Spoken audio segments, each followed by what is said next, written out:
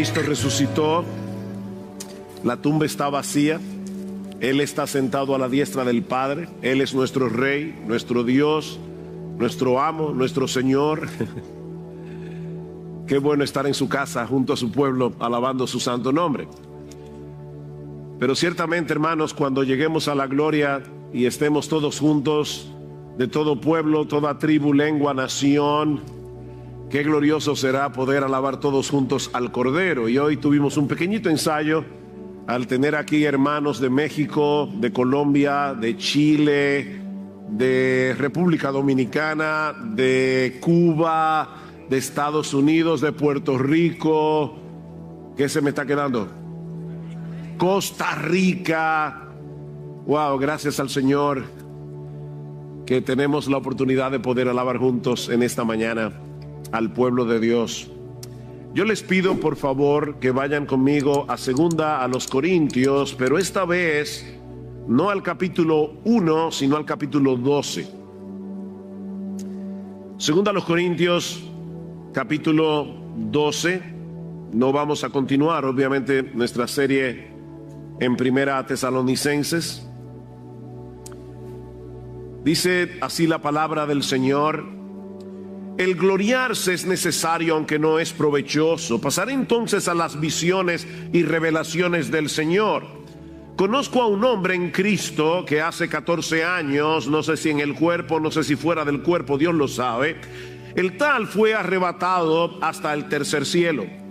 Y conozco a tal hombre, está hablando de sí mismo, si en el cuerpo o fuera del cuerpo, no lo sé, Dios lo sabe, que fue arrebatado al paraíso y escuchó palabras inefables que al hombre no se le permite expresar. De tal hombre sí me gloriaré, pero en cuanto a mí mismo no me gloriaré, sino en mis debilidades. Porque si quisiera gloriarme no sería insensatos, pues diría la verdad. Es decir, si quisiera gloriarse de esa visita al paraíso, mas me abstengo de hacerlo para que nadie piense de mí más de lo que ve en mí u oye de mí. Y aquí está mi texto que voy a estar exponiendo en esta mañana. Y dada la extraordinaria grandeza de las revelaciones, por esta razón, para impedir que me enalteciera, me fue dada una espina en la carne, un mensajero de Satanás que me abofetee para que no me enaltezca.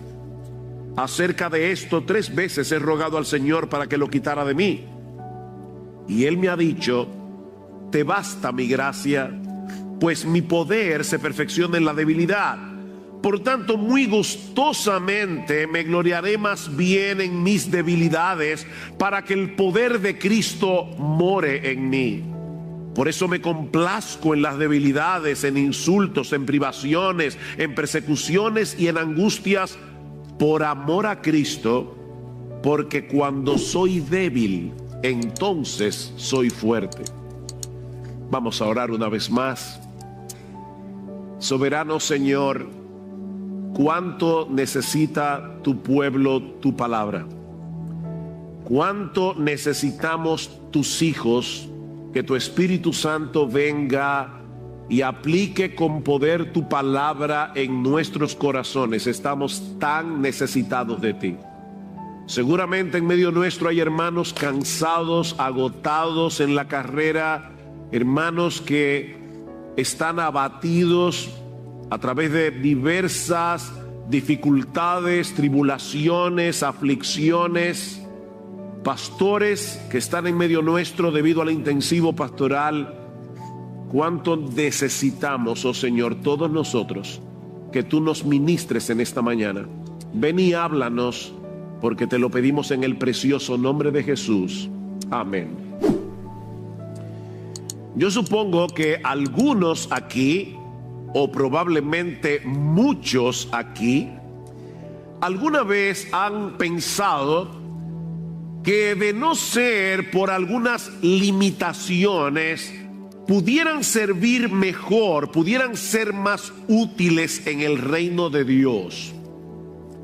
¿Has pensado eso alguna vez? Óyeme, si yo no tuviera este problema, tal vez si yo hubiera tenido una mejor educación académica, o si yo tuviera una mejor salud, o si yo tuviera una mejor memoria, o si yo tuviera en general mejores circunstancias en mi vida, yo pudiera ser más efectivo en mi servicio al Señor y a su iglesia. Mi hermano, mi hermana, ¿alguna vez tú has pensado así?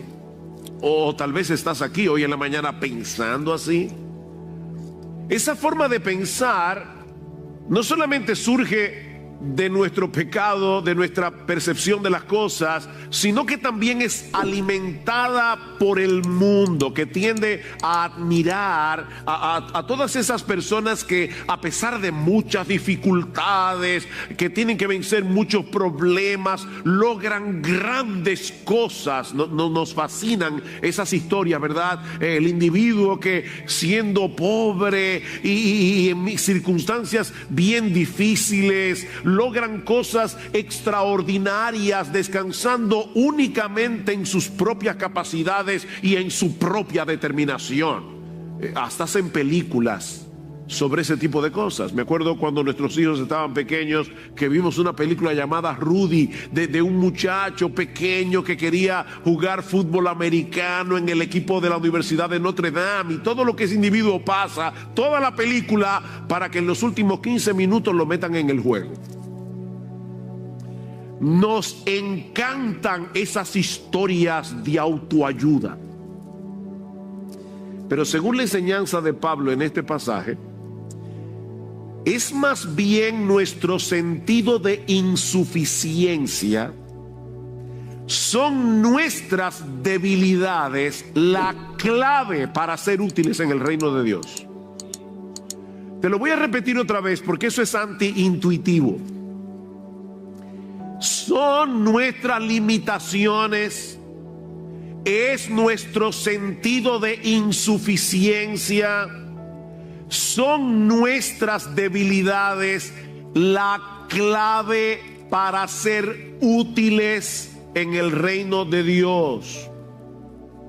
Pablo está contrastando aquí su ministerio con el de los falsos maestros. Si leemos toda la carta de 2 a los Corintios nos vamos a dar cuenta. Los falsos maestros se gloriaban en sus capacidades, en sus personalidades carismáticas, en sus experiencias extraordinarias, y veían a Pablo con menosprecio y decía: Pablo es fuerte en sus cartas, pero su presencia es menospreciable. Pablo es un individuo débil. Y dice Pablo al final: sí, tienen razón, pero ahí es precisamente donde yo me glorío.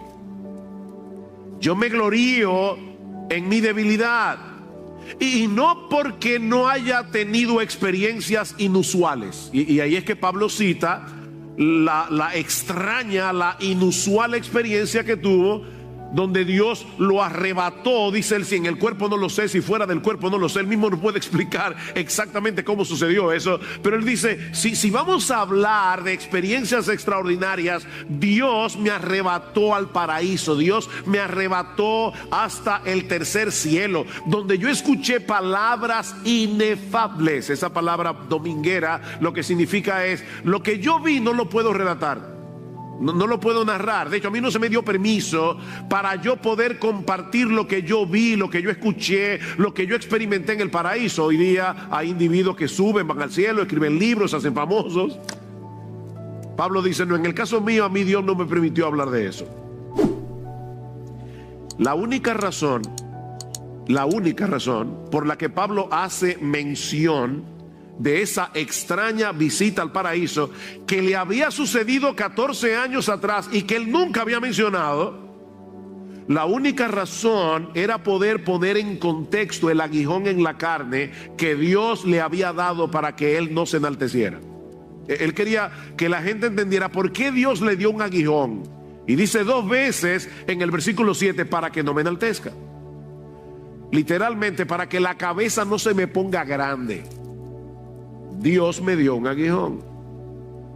En otras palabras, Pablo no está descansando en ese tipo de experiencias extraordinarias para probar la genuinidad de su ministerio. Eso no es necesario. Pastores que están aquí, no quieran, no deseen pasar por experiencias extraordinarias para probar que ustedes verdaderamente son hombres de Dios. Pablo dice, eso no es necesario.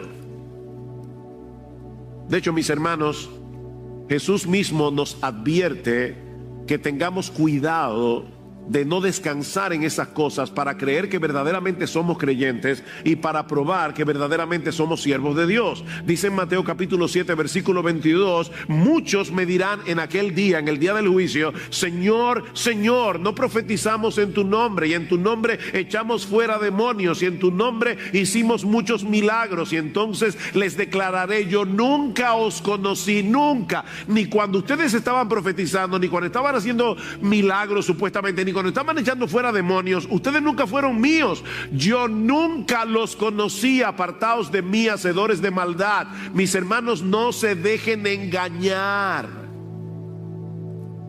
que hay hombres por ahí haciendo cosas sorprendentes para robarle el dinero a la gente. Son falsos maestros. De no haber sido por el ataque de sus enemigos en Corinto, nunca nos habíamos enterado que Pablo fue al tercer cielo. Nunca lo habríamos sabido. Su énfasis en ese pasaje no está en esa extraña visita, esa inusual visita al paraíso, sino más bien en el aguijón o en la espina que Dios le dio en su carne para evitar que él se enalteciera por causa de esa experiencia. Y hay al menos tres grandes lecciones que nosotros podemos aprender de este pasaje y que pueden ser muy útiles a los pastores que están de visita, a los líderes que están de visita en medio nuestro. Pero hermanos, yo no estoy predicándoles a ellos, sino a todos nosotros, porque todos nosotros necesitamos aprender la enseñanza de este pasaje. Hay al menos tres enseñanzas que podemos extraer de este pasaje. La primera es que las debilidades y aflicciones que nos limitan de alguna manera vienen de parte de Dios para nuestro bien. Dios nos limita, Dios nos debilita, y es para nuestro bien. En otras palabras, son regalos que Dios nos da envueltos en papeles extraños.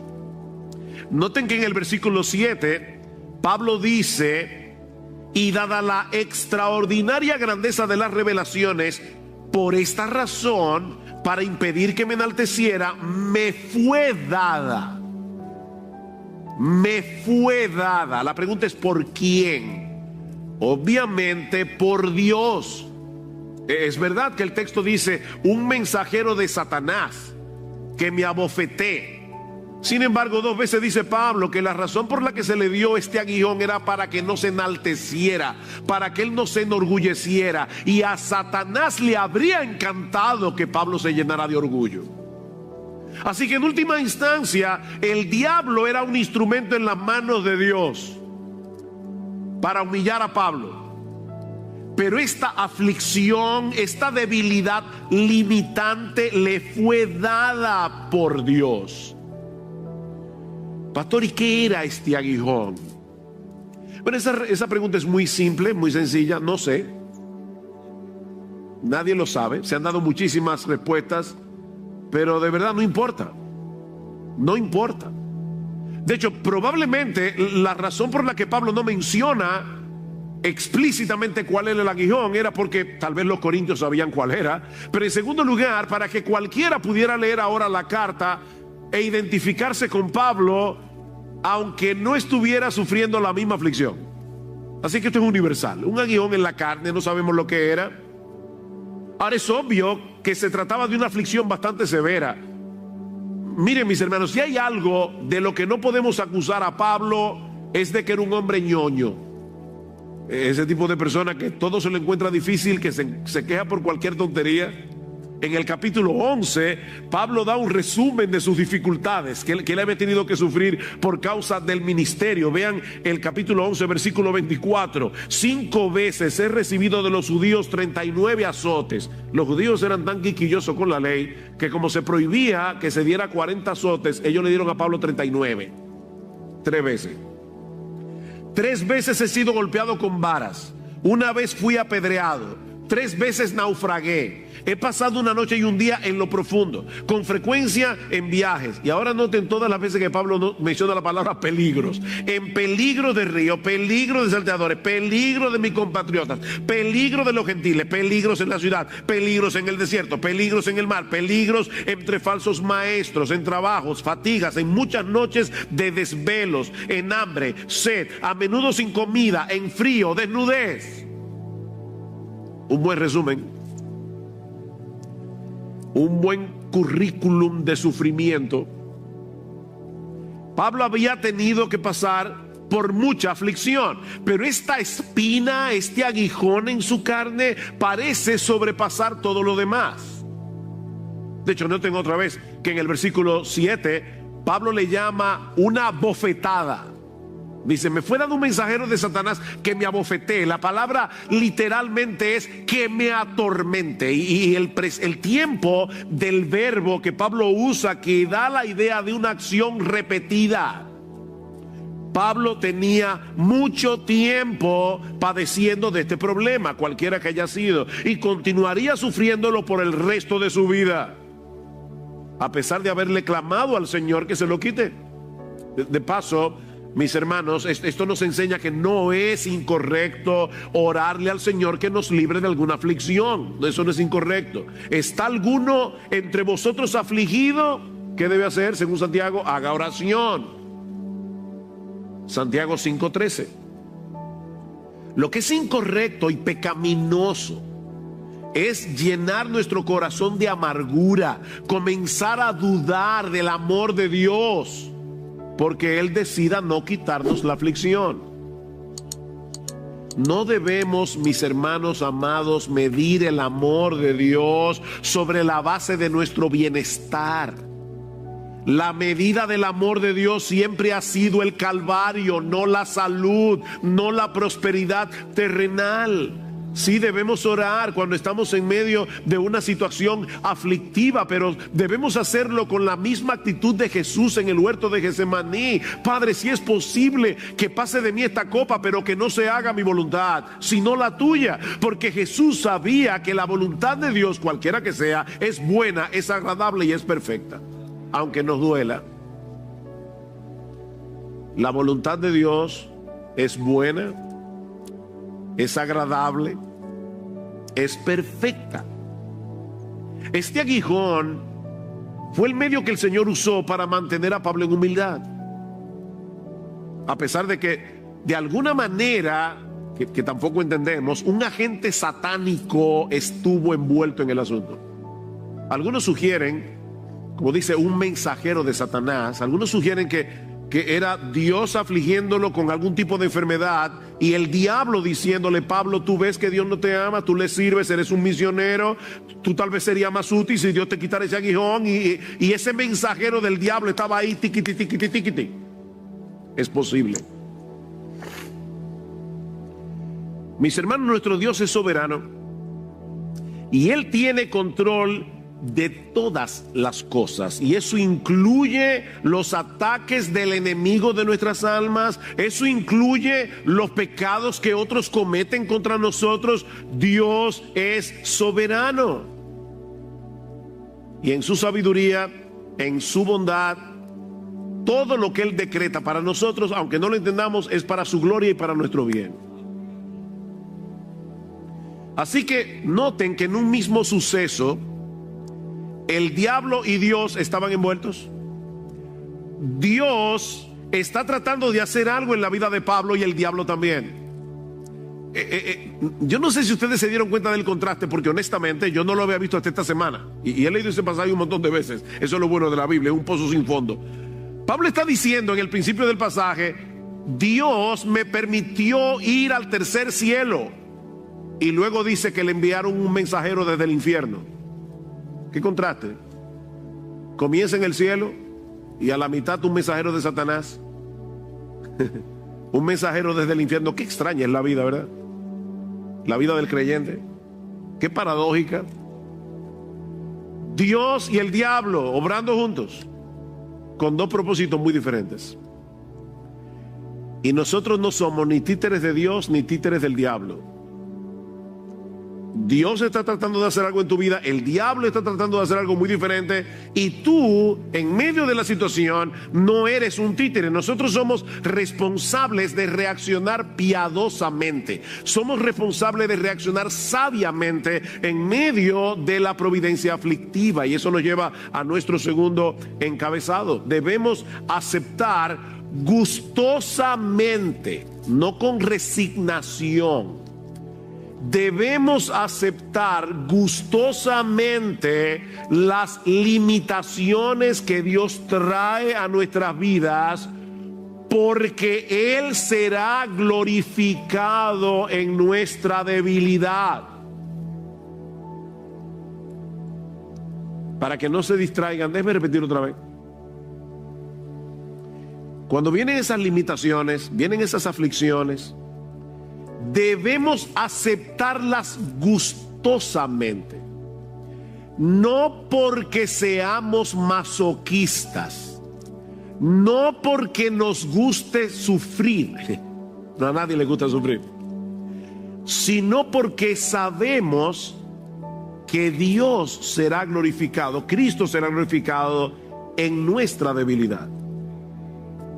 Pablo le había pedido al Señor al menos en 3 ocasiones que lo libre de este aguijón. Y algunos comentaristas presuponen que Pablo se refiere a 3 ocasiones específicas en las que él percibió en una forma muy aguda el impacto debilitante de esta espina o de este aguijón en su carne. Pero como sucedió con el Señor en el huerto de Getsemaní, Dios tomó la decisión de fortalecerlo, pero no de librarlo. ¿Ven?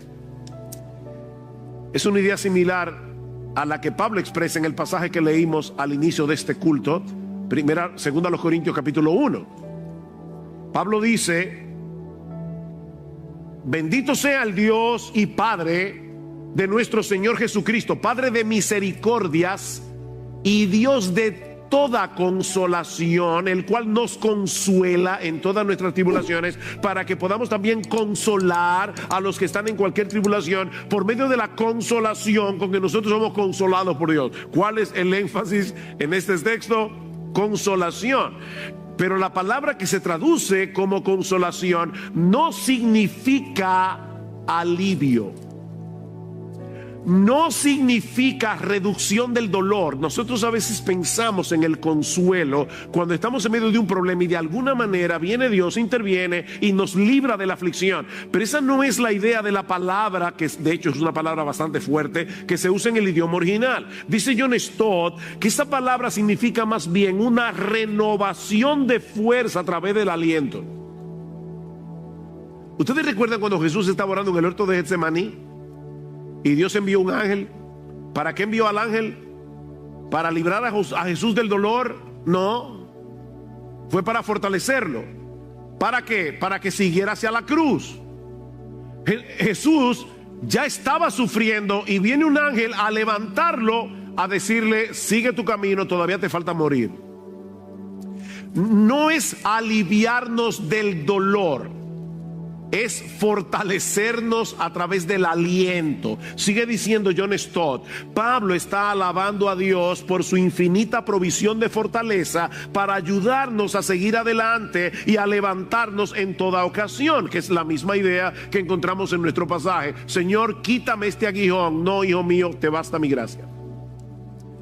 Mi gracia es suficiente porque mi poder se perfecciona en la debilidad. Siempre que yo leo este pasaje no puedo evitar pensar en Spurgeon, porque Spurgeon, el gran predicador inglés, en una ocasión iba en su carroza de caballos a predicar en un lugar. Él estaba sumamente nervioso por el peso de la responsabilidad de la predicación, y dice que de repente recordó este texto: bástate mi gracia, mi poder se perfecciona en la debilidad. Y Spurgeon dice: por primera vez yo noté la ironía del texto y comencé a reírme a carcajadas en la carroza. ¿Por qué? Te basta mi gracia. Mis hermanos, ¿de qué tamaño es la gracia de Dios? La gracia de Dios no es algo que Dios da, es parte del carácter divino. O sea que la gracia de Dios es del tamaño de Dios. Y la pregunta es, ¿te basta su gracia? Usted sabe lo que es un guppy, ¿verdad? Un guppy es un pececito que es de agua salada, de agua dulce, pero es un pececito, es chiquitico. Es como decirle a un guppy, ¿te basta el Atlántico o tú necesitas más agua? Eso fue lo que Spurgeon entendió. Bástate mi gracia.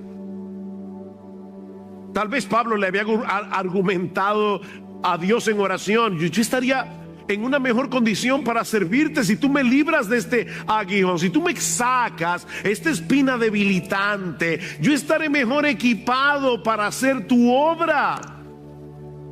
Y el Señor viene y le hace ver que era todo lo contrario. No, Pablo, esa limitación es la clave de tu utilidad.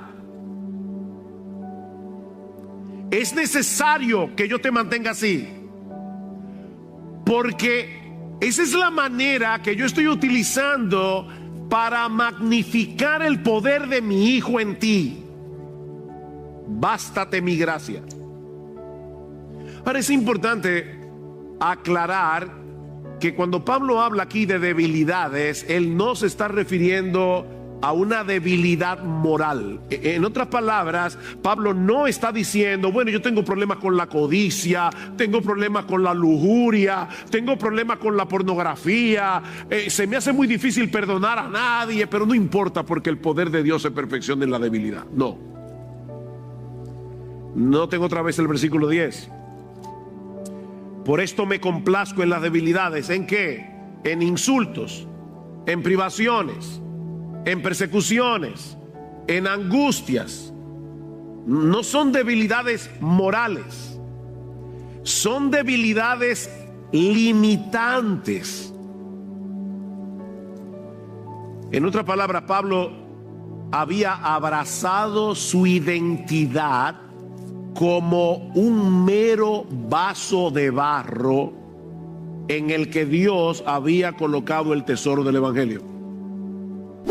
En el capítulo 4, versículo 6, Pablo está explicando algo acerca de su ministerio. Dice: yo predico la palabra porque Dios, que mandó que de las tinieblas resplandeciese la luz, es el que resplandeció en vuestros corazones para iluminación del conocimiento de la gloria de Dios en la faz de Jesucristo. Pablo dice: yo soy un predicador del Evangelio, yo no me predico a mí mismo, y la razón por la que yo predico el Evangelio, a pesar de que Satanás ha cegado el entendimiento de los incrédulos para que no les resplandezca la luz del Evangelio de la gloria de Dios en la faz de Jesucristo, aunque los pecadores están ciegos, yo predico el Evangelio porque es a través de la predicación que el Dios que en Génesis capítulo 1 versículo 3 dijo: sea la luz, ahora viene a los corazones de los incrédulos y les dice: sea la luz, para que puedan ver la gloria de Dios en la faz de Jesús. Y ahora noten lo que dice el versículo 7. Pero, wow, qué ministerio más glorioso, ¿verdad? Pero tenemos este tesoro en vasos de barro, para que la excelencia del poder sea de Dios y no de nosotros. ¿Ustedes ven el contraste? La grandeza de la gloria divina que se revela en el Evangelio y la fragilidad de los vasos que llevan el mensaje. Ese es el contraste. Nuestra debilidad, mis hermanos, no es un impedimento para que se manifieste el poder de Dios en nosotros. Eso magnifica su poder. Dios no necesita de grandes personalidades. Dios no necesita de grandes recursos para hacer su obra. No, mis hermanos, Dios hace evidente la extraordinaria grandeza de su poder al usar personas comunes y corrientes como tú y como yo.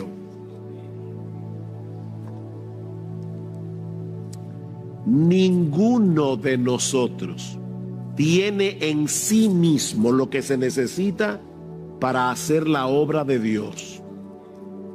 Ninguno de nosotros tiene lo que se necesita en sí mismo para vencer el pecado. ¿Qué dice Jesús?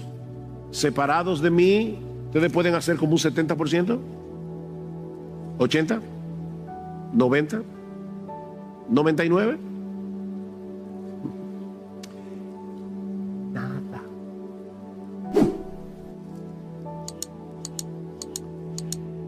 separados de mí, nada. Nosotros somos un ejército de nadas. Tú eres nada, nada, nada. El problema es que todos tenemos la tendencia a confiar en nosotros mismos. Ese es el problema.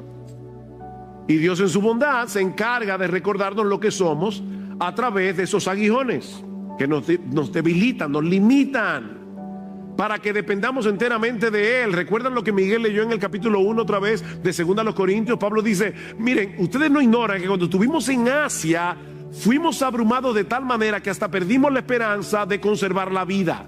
Teníamos sentencia de muerte, dice Pablo, a fin de que no confiáramos en nosotros mismos, sino en Dios que resucita a los muertos. Dios, en esa aflicción en Asia, estaba destruyendo la confianza de Pablo, porque su poder se perfecciona en nuestra debilidad. Hermanos, es cuando estamos conscientes de nuestras deficiencias que clamamos desde lo más profundo de nuestro corazón por la asistencia de Dios. Y entonces Dios magnifica su gracia en nosotros y a través de nosotros. De ahí la sorprendente, extraña, inusual reacción de Pablo. ¿Cómo reaccionó Pablo ante estas limitaciones, debilidades, aflicciones en su carne, cuando Dios les reveló el propósito, como te lo está diciendo hoy a ti y a ti y a ti y a ti hoy en la mañana a través de su palabra? ¿Cómo reaccionó Pablo? En vez de llenarse de resentimiento contra Dios, de amargura, de depresión por limitarlo de esa manera, Pablo le da la bienvenida. Él aceptó gustosamente ser debilitado.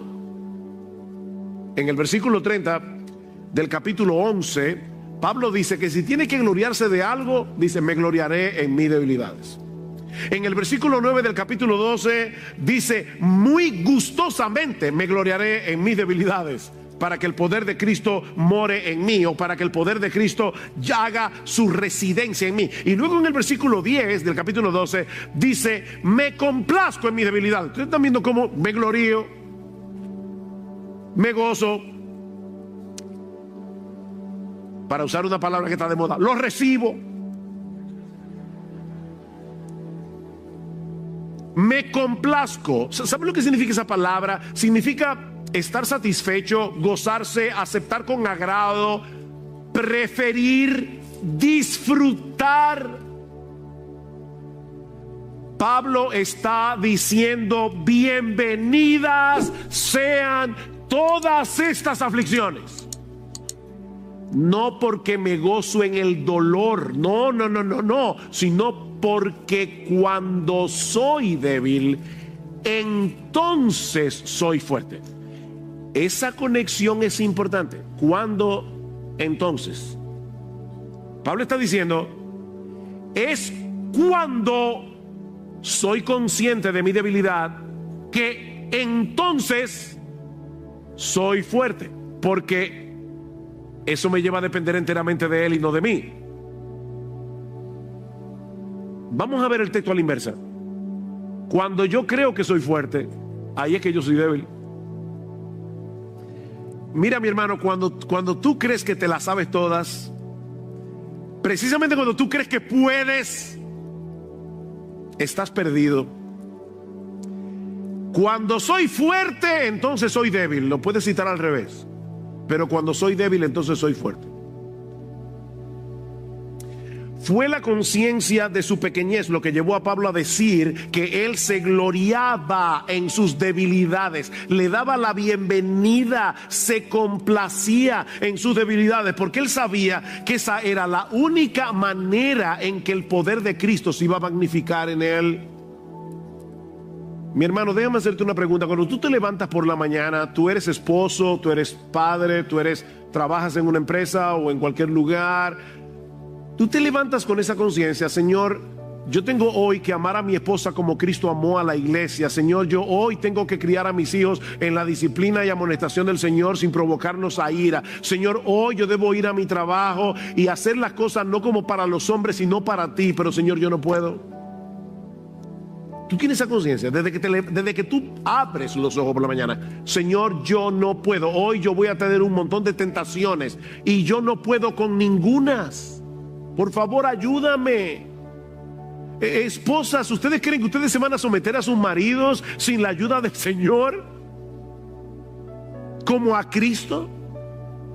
Hijos, jóvenes, niños, yo sé que someterse a los padres es difícil, porque yo también fui niño, yo también fui joven. Yo sé lo duro que es que te digan que no, yo lo sé. Pero jóvenes, niños, ustedes cuando se levantan por la mañana, si tú profesas ser cristiano, tú dices, oh Padre, yo tengo que someterme hoy a mis padres terrenales y yo sé que me va a ser difícil. Por favor, Señor Jesús, ayúdame.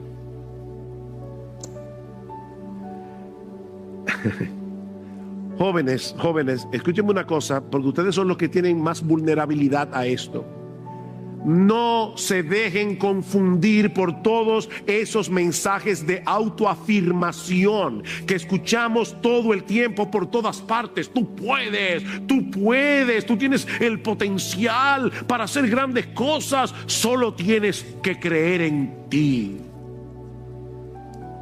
Wow, y sale uno, wow, sí, yo puedo.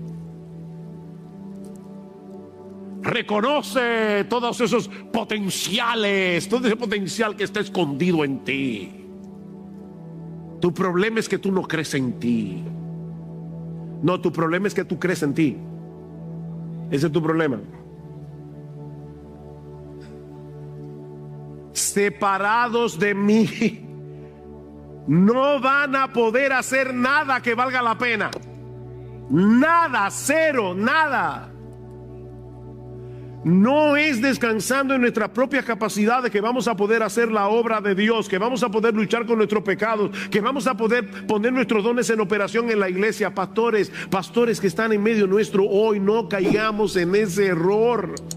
Si te vas a gloriar, que no sean tus títulos, en los libros que tú has leído, en la capacidad que Dios te ha dado. Tal vez Dios te ha dado dones, qué bueno, pero óyeme, esos dones sin la ayuda del Espíritu Santo no te sirven de nada. Si te vas a gloriar en algo que sea en tu debilidad, no en tu potencial. Conozco el caso real de un joven muy tímido, muy tímido, y para colmo enfermizo, tenía un montón de problemas estomacales. Y un día un misionero pasó por su ciudad, vio el potencial de piedad de este joven, vio que a pesar de venir de un hogar mixto, papá inconverso, mamá creyente, él vio que este joven realmente amaba al Señor, amaba su obra. Si hubiera sido otro hombre, tal vez hubiera dicho, mire, este individuo enfermizo, tímido, no sirve para esta obra, no sirve para este trabajo. Pero este hombre tuvo otra visión y a este joven tímido, a este joven enfermizo, lo reclutó para el trabajo misionero. Si Pablo no hubiera tenido esa visión, hoy no tendríamos a Timoteo. Qué bueno que Pablo vio en Timoteo, a pesar de su debilidad, a pesar de sus enfermedades, sus frecuentes enfermedades, dice Pablo en su carta, en una de sus cartas. A pesar de su timidez, Pablo tuvo que escribir una carta a los Corintios. Timoteo va para allá, procuren que sea protegido. Pablo sabía que los corintios podían comerse vivo a Timoteo, pero fue un hombre de Dios que el Señor usó, porque no era por la gran personalidad de Timoteo, era por el poder de Cristo que habitaba en él. Pero hay algo más en nuestro texto que en cierto modo encierra la clave de este gloriarse de Pablo. O sea, esta reacción de Pablo responde a algo.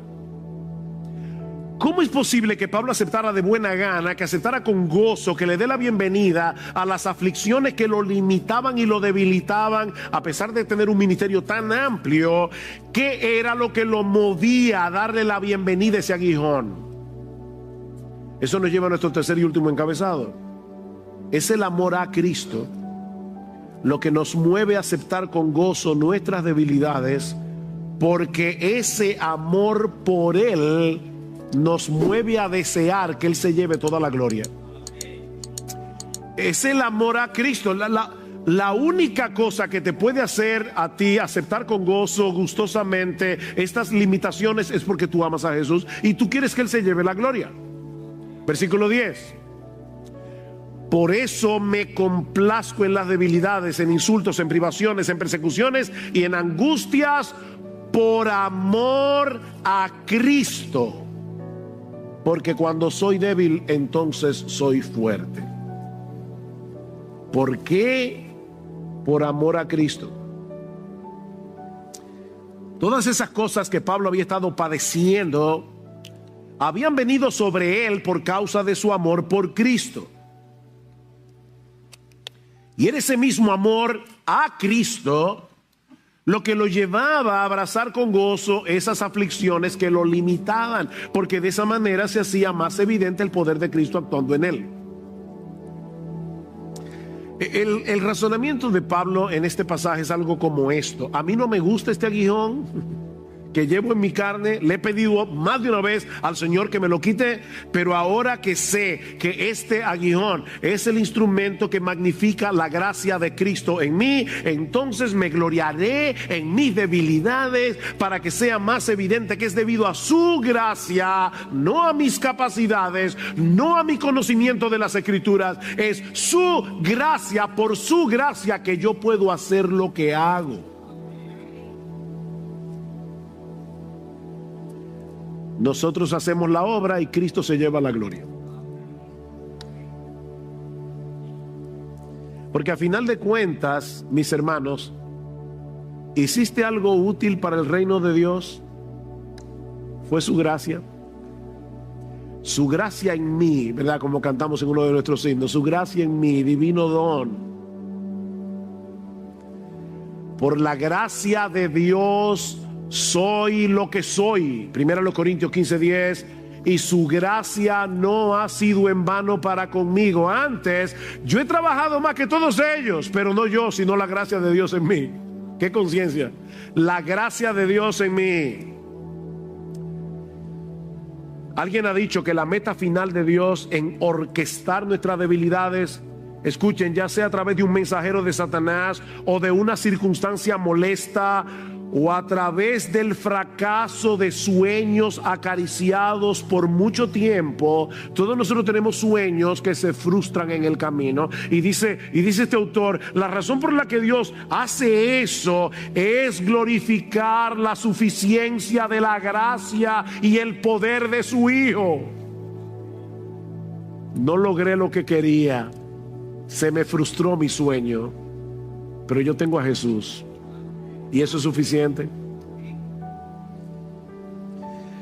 Cuando es el amor a Cristo lo que nos domina y no nuestro amor propio, vamos a reaccionar adecuadamente ante la conciencia de nuestras propias limitaciones, porque Él hará evidente el poder de Cristo en nuestra debilidad, y de esa manera Cristo llevará la gloria, no nosotros. John Piper lo dice de esta manera: la más profunda necesidad que tú y yo tenemos en la debilidad y en la adversidad no es obtener un alivio rápido, sino una confianza bien cimentada de que las cosas que nos pasan forman parte del más grande propósito en el universo. Wow, ¿y cuál es ese gran propósito del universo? La glorificación de la gracia y el poder de su Hijo. Esa gracia y ese poder que lo llevaron a la cruz y lo mantuvieron allí hasta que la obra de amor fue consumada. Eso es lo que Dios, dice Piper, está construyendo en nuestras vidas. Ese es el significado de las debilidades, los insultos, las dificultades, las persecuciones y las calamidades que llegan a nuestras vidas por la providencia de Dios. Dios está procurando que solo Jesús sea exaltado. ¿Tú te acuerdas cuando tú te convertiste? ¿Qué fue lo que Dios usó para llevarte a los pies de Jesús en arrepentimiento y fe? Bueno, tú le pediste que te salve cuando te diste cuenta que tú no podías salvarte a ti mismo. O sea, Dios tuvo que hacerte ver tu impotencia para Él poder venir a rescatarte. De esa manera tú recibes la bendición y Él la gloria. Bueno, mi hermano, mira, es así como funciona toda la vida cristiana, no solo la conversión. De eso se trata. En cada paso de avance en nuestro crecimiento espiritual, en cada cosa que hagamos para la edificación del reino, no podemos. La misma actitud que te llevó a depender de Cristo para ser salvo, debes mantenerla día tras día para ser cada vez más santo y para ser cada vez más útil. La vida cristiana avanza como comenzó. No es que tú te conviertes en tu impotencia y ya luego eres empoderado. No. El problema es que el pecado todavía mora en nosotros y nos lleva a creer que somos suficientes, que podemos actuar en independencia, y por eso tratamos de hacer las cosas en nuestras propias fuerzas. Somos tan ignorantes que creemos que podemos hacer lo que realmente no podemos hacer.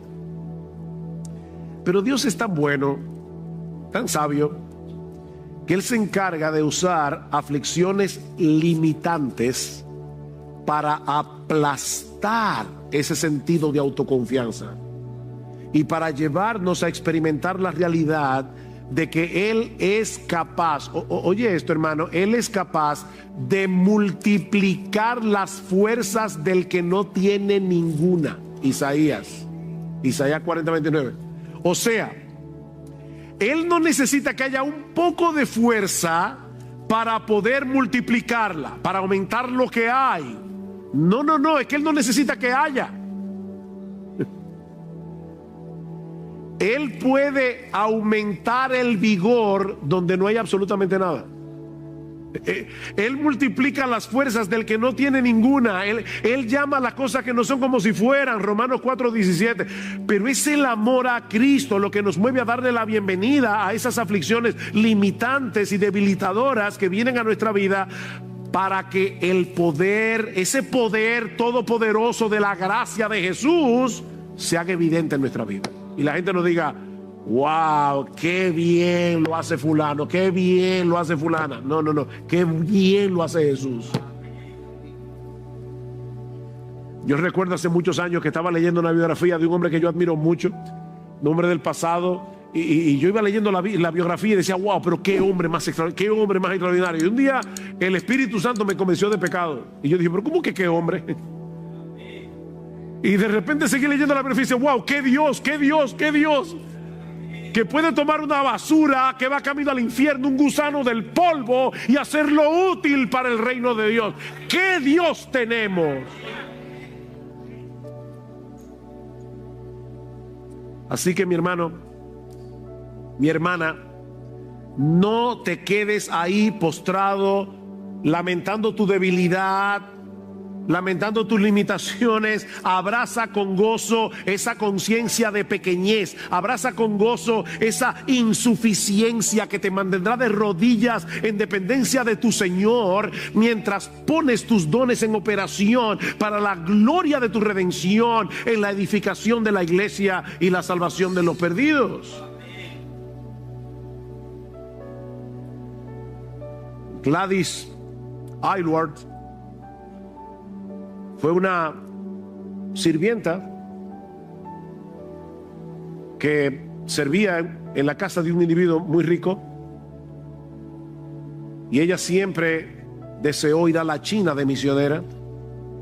Era una criada, y ella aprovechaba la biblioteca que tenía este hombre y leía, se preparaba ella sola. Ella fue finalmente a la agencia misionera, habló con una persona que la atendió, por cierto, muy amablemente, pero le dijo: pero ¿pero qué tú has estudiado? Dice, no, yo tuve que dejar el colegio para poder servir en una casa de familia. Yo no tengo dinero, pero ¿qué capacidades tú tienes? ¿Sabes chino? No, yo no sé chino. Yo solamente he leído muchos libros que tiene el señor de la casa, pero... Y finalmente este hombre la desechó. Era chiquita, le llamaban la pequeña, ¿cómo era? La pequeña misionera o algo así. Era una muchacha bien chiquita. Esa muchacha pasó yo no sé cuántas vicisitudes y finalmente llegó a la China. Y es increíble la obra que Dios hizo a través de Gladys Aylward. Su obra es tan reconocida que Hollywood hizo una película de su vida. Pequeña, sin educación, pero con un gran amor por Jesús.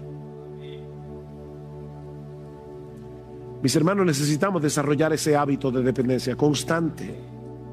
Necesitamos recordarnos una y otra vez que nosotros mismos somos menos que nada cuando se trata de hacer la obra de Dios.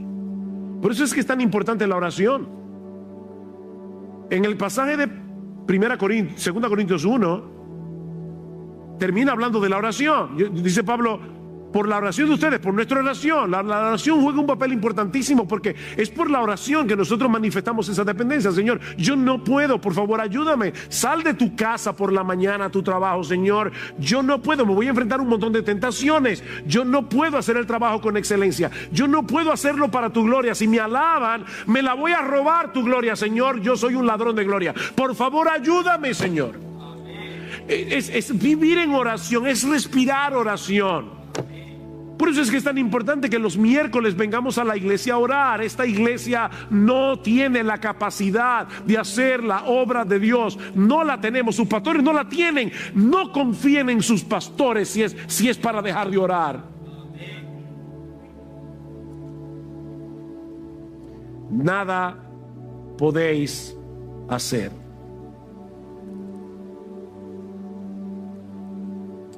Separados de Cristo somos un cero a la izquierda. Pero mire, mis hermanos, como yo decía ahorita, un ejército de nadas no puede hacer nada. Pero cuando todas esas nadas se amparan en el Todopoderoso, las puertas del Hades no pueden frenar el avance de los ejércitos del Dios vivo. Las murallas pueden ser tan grandes como las de Jericó. ¿Y saben qué?